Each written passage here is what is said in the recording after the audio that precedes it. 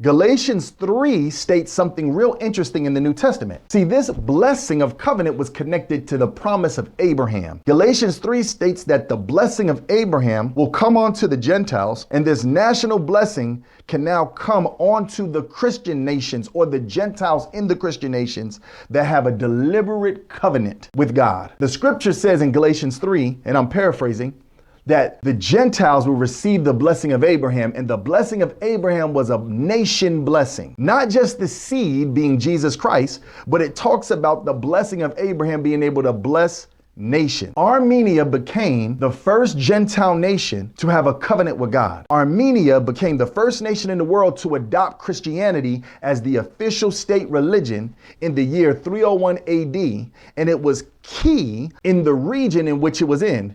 It was a crossroads from Asia to Europe and from Asia to the Middle East. And it became a Christian nation under King Tiridates III of Armenia, who made it officially the first Christian kingdom in year 301 AD, 301 AD. That is 79 years before Christianity became the official religion in Rome. At this time, Christians were still being persecuted in Rome, and yet in Armenia, it is the state religion. It was the only African country that was never colonized, and the only African country that was never conquered. And so because of that, they have kept their history and have not been converted over from Christianity, or from some of them being Jews, and still have their solid history today.